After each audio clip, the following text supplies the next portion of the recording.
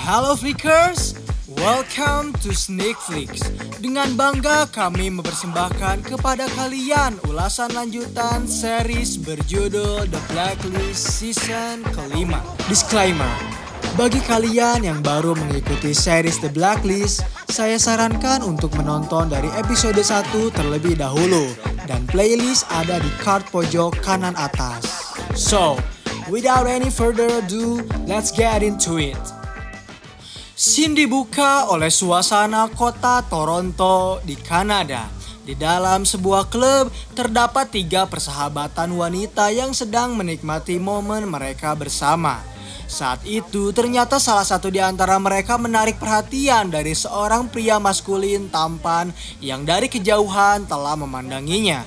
Mereka tahu siapa yang sedang pria itu bidik, dan ketika pria tersebut hendak mendekati bidikannya, ternyata wanita itu justru mengabaikannya dan lebih memilih untuk mengangkat telepon bosnya yang meminta ia untuk segera melakukan penjadwalan penerbangan ulang. Awalnya bosnya curiga karena ia mendengar suara musik dan menduganya sedang berada di dalam klub. Namun wanita itu berhasil meyakinkan bosnya bahwa semua urusannya akan segera diselesaikan. Kemudian ia keluar dari toilet dan ternyata bertemu kembali dengan pria yang telah membidiknya. Saat itu ia hendak meminta maaf, tetapi tiba-tiba pria tersebut mengeluarkan cukup banyak busa di dalam mulutnya dan tiba-tiba saja ia tak sadarkan diri. Ternyata tak hanya pria itu saja yang mengalami hal seperti itu, melainkan seluruh pengunjung di dalam klub tersebut beserta wanita terakhir yang dinyatakan meninggal. Dan inilah The Informants, blacklister nomor 118 yang terdaftar dalam daftar hitam milik Reddington. Kemudian scene bergerak kepada Kin yang memutuskan untuk kembali ke Washington DC. Kali ini ia memiliki tujuan penting, yaitu menumpas tuntas kasus pembunuhan terhadap suaminya, Tom Kin. Ia mengurutkan setiap kejadian yang terjadi dan mengaitkan setiap anak buah dari Ian sesuai tugasnya masing-masing. Terdapat orang yang menusuk Tom, terdapat juga orang yang sedang membersihkan kedua jasad dari mereka. Setelah dinyatakan urutannya cukup rapi, Kin menghampiri Reddington untuk memberitahunya jika polisi keliru telah menyatakan Navarro sebagai pembunuh dari Tom. Padahal fakta membuktikan ia tak membunuhnya. Ada pria lain yang diduga telah terlibat dalam pembunuhan Tom Kin. Reddington meminta maaf kepadanya karena ia tak bisa memberitahu lebih lanjut terkait kasus tersebut. Sebenarnya ia telah mencoba untuk menghubungi setiap informannya terkait kasus pembunuhan dari Tom. Namun yang ia dapatkan hanyalah informasi mengenai para pria yang terbunuh di sana merupakan anggota jaringan narkoba NAS. Belum mereka selesai berbincang, Samar tiba-tiba datang. Ia cukup terkejut melihat Kin yang akhirnya memutuskan untuk kembali. Lantas ia bertanya kabarnya dan bertanya tentang kabar dari Agnes. Terlihat Kin yang masih enggan untuk menjawab pertanyaan itu. Ia justru mengembalikan pertanyaan kepada Samar terkait hubungannya dengan Aram. Samar menjawab cukup membosankan dan bahagia. Lalu setelah itu Kin berpamitan. Awalnya Samar mengajak Kin untuk berbincang bersama karena ia akan membicarakan tentang suatu kasus.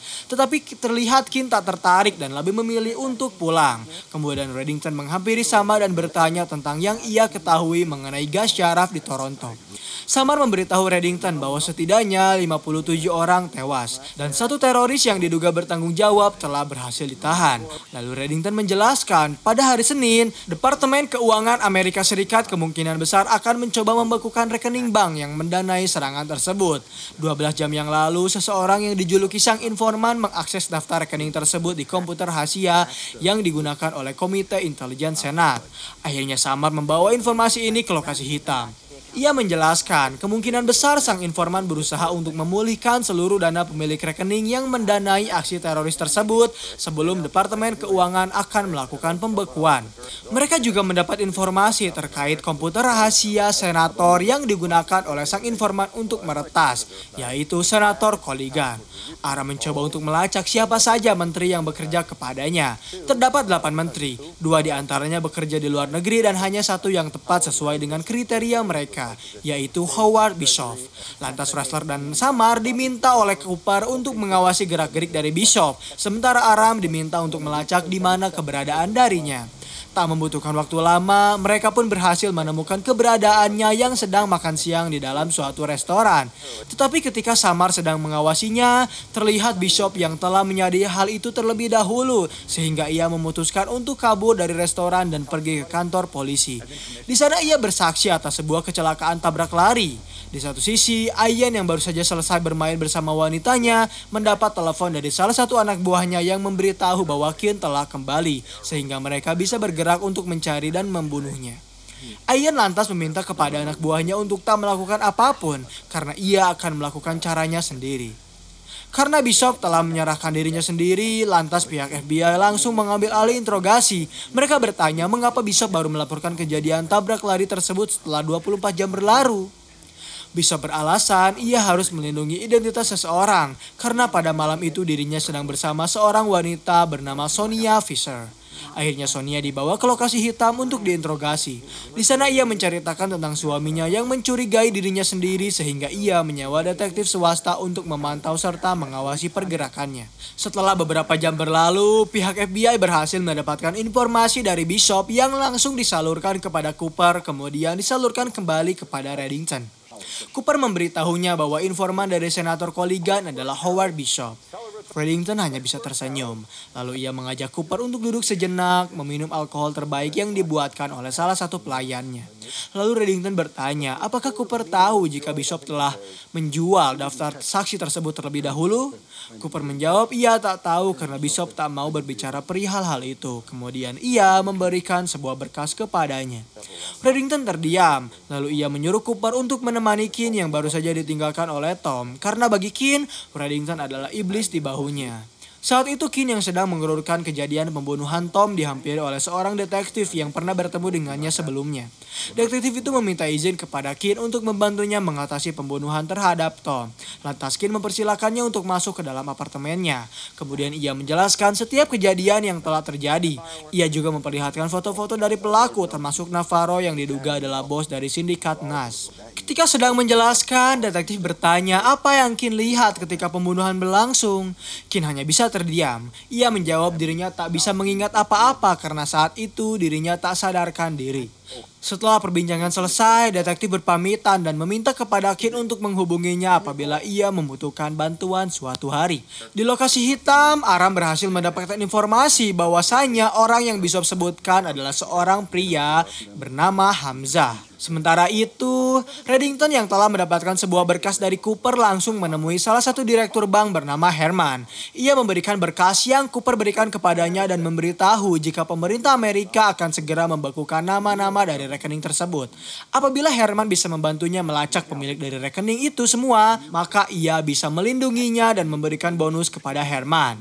Awalnya Herman tak bisa membantu Reddington, tetapi akhirnya ia membawa Reddington kepada seorang wanita bernama Isaacson yang pernah meretas bank miliknya. Terjadi sedikit negosiasi di antara Reddington dengan Isaacson yang sangat idealis, hingga Reddington dengan terpaksa harus memberinya sebuah pertemuan dengan salah satu tato artis yang Isaacson sukai. Kemudian Sin bergerak kepada Kin yang telah menemukan di mana sindikat Nas berkumpul. Di sana ia bertanya kepada salah satu pria yang sedang terduduk mengenai keberadaan dari Navarro. Namun pria itu tak mau memberitahu dan justru mengancam Kin untuk segera pergi dari tempat ini. Saat pria itu mencekiknya, Kin memborgol tangannya, menancapkan gasnya dan menyeret pria itu hingga ia mau mengatakan bahwa dirinya mengenali seorang pria bernama Crisanto yang telah mengambil uang narkoba miliknya. Dengan begitu, Kin menghentikan mobilnya, kemudian ia meminta kepada pria itu untuk menghubungi Crisanto. Tak membutuhkan waktu lama, Kin akhirnya berhasil dengan cepat meringkus Crisanto setelah ia menjebaknya. Crisanto memberitahu kepada Kin, ia mengenal seorang pria bernama Piwi yang bisa menuntun mereka bertemu dengan Navarro. Di satu sisi, Ressler dan Samar saat itu sedang membuntuti Bishop yang diduga akan bertemu dengan Hamzah untuk transaksi daftar saksi tersebut. Mereka telah berada di posisinya masing-masing. Tetapi saat Ressler hendak bergerak, ia mendapat telepon dari salah satu pesuruhnya yang bernama Prescott. Prescott meminta kepada Ressler untuk memukul mundur timnya karena Hamzah adalah salah satu klien mereka. Awalnya Ressler menolak karena ia tak mau melakukan hal itu untuknya. Lalu Prescott mulai mengancam Ressler. Apabila ia tak mau menuruti permintaannya, maka ia akan mengeluarkan beberapa bukti yang bisa membuat Ressler terancam penjara seumur hidup. Barulah dengan ancaman tersebut, wrestler mau memberitahu kepada Samar untuk segera mundur karena target mereka telah mengetahui pergerakannya. Padahal saat itu Bishop dan Hamzah telah melakukan pertukaran melalui sebuah koper. Meskipun begitu, wrestler tetap menangkap Bishop setelah transaksi berlangsung. Atas apa yang telah ia lakukan, wrestler diminta untuk bertemu dengan Prescott. Ia kembali diancam, bahkan wrestler ditampar olehnya karena telah mengabaikan perintahnya. Sebenarnya wrestler kesal dan sangat ingin menembak Prescott saat itu. Tetapi Prescott tiba-tiba memperlihatkan foto dari wrestler yang meminta kepadanya untuk membantunya membersihkan jasad dari Laurel Hitchens dengan nama palsu yang wrestler gunakan, yaitu Frank Sturgeon. Wrestler terdiam sekian kalinya. Kemudian ia memutuskan untuk kembali ke lokasi hitam yang saat itu telah mendapatkan kebenaran jika ternyata korban tabrak lari saat itu adalah seorang wanita bernama Jasmine Perez. Sementara itu, Kin masih melakukan pencarian terhadap Pee Wee. Ia menghampiri sebuah restoran dan berhasil menemukannya. Tanpa banyak basa-basi, Kin menembak kaki dari Pee Wee agar ia mau memberitahunya terkait keberadaan dari Navarro. Kembali ke lokasi hitam, mereka telah mendapatkan nama sekaligus saksi, sehingga mereka langsung pergi ke kantor kepolisian setempat untuk bertanya terkait kasus tersebut. Kapten polisi menjelaskan bahwa salah satu polisi yang bertugas saat itu adalah detektif Perez yang kebetulan sedang menangani kasus pada polisi korup dan kotor bernama Frank Sturgeon. Mendengar nama tersebut tentu saja membuat wrestler dagdikduk ser, sementara Samar hanya bisa terdiam karena ia baru saja mendengar nama dari polisi tersebut. Lalu Samar meminta izin kepada kapten polisi untuk memeriksa apartemen milik detektif Perez. Saat Samar sedang tiada memeriksa salah satu ruangan, wrestler berhasil menemukan sebuah tablet berisi namanya serta bukti-bukti yang bisa memberatkan namanya di pengadilan sehingga ia memutuskan untuk menghapus data tersebut. Ternyata saat itu Samar tak menghilang, ia tahu ada yang salah dengan wrestler, maka dari itu dirinya menghampiri Cooper setelah tiba di lokasi hitam untuk membahas tentang wrestler. Sementara itu, wrestler diminta untuk bertemu oleh Reddington. Ia tahu wrestler telah melakukan pekerjaan kotor karena sang informa adalah klien dari Prescott dan wrestler adalah pesuruhnya. Kini mereka berdua harus mendatangi hakim agar ia mau memberitahu satu nama kepada mereka. Tampak terlihat raut wajah ketakutan dari sang hakim ketika ia didatangi oleh wrestler dan juga Reddington. Lalu ia menjelaskan tentang suatu kasus yang baru saja ia tangani terkait pemerkosaan terhadap salah satu anak murid yang dilaporkan oleh orang tuanya. Dan orang tua itu bernama Mitchell Hadley. Kemudian hakim tiba-tiba meminta izin untuk mengambil mantelnya. Padahal ternyata ia memutuskan untuk melompat dari kediamannya untuk bunuh diri. Di bawah juga telah terdapat Sama dan Aram yang hendak menginterogasinya. Namun sayang sekali mereka berdua terlambat. Setelah tewasnya hakim, Reddington dan wrestler lantas menghampiri Prescott yang memiliki nama asli Mitchell Hadley. Dengan dendam yang wrestler miliki, ia langsung menghampiri Prescott yang saat itu sedang berlatih bersama anak-anaknya di lapangan. Dan saat wrestler menyebutkan nama aslinya, Prescott langsung ketakutan. Ia berusaha menghindar tetapi usahanya gagal karena Reddington berhasil menghadangnya dengan membukakan pintu mobilnya. Sebenarnya saat itu Prescott menyuruh wrestler untuk menembaknya karena apabila mereka berdua masih hidup, maka ia akan menyeret wrestler agar bisa dipenjara bersamanya seumur hidup. Beruntung, wrestler dapat menahan egonya. Ia menolak dan memilih untuk memenjarakan Prescott. Setelah Prescott berhasil ditahan, wrestler berjanji akan mengaku kepada Cooper terkait apa yang telah ia perbuat. Tetapi nyatanya ternyata semua telah diselesaikan oleh Reddington terlebih dahulu. Ya, saat itu Cooper telah mengetahui perbuatannya. Ia juga baru saja mendapat kabar bahwa Prescott mengalami kecelakaan yang membuatnya tewas. Padahal saat itu Reddington lah yang dengan sengaja membunuh Prescott dengan cara membakarnya di dalam mobil. Yang ingin Cooper tegaskan adalah ia ingin wrestler berubah. Berharap keesokan hari, wrestler berada di mejanya menjadi wrestler yang baru. Saat itu sebenarnya wrestler tak mau dirinya dibantu oleh Reddington, bahkan ia mendatangi Reddington secara langsung. Tetapi saat itu Reddington beralasan ia membunuh Prescott karena ingin melindungi dirinya sendiri. Prescott telah mengetahui hubungannya dengan pihak FBI. Dan scene terakhir di episode kali ini memperlihatkan Kin yang telah berhasil menangkap Navarro. Tetapi saat itu Navarro ternyata tak mau menyebutkan siapa saja orang yang telah terlibat dalam pembunuhan suaminya.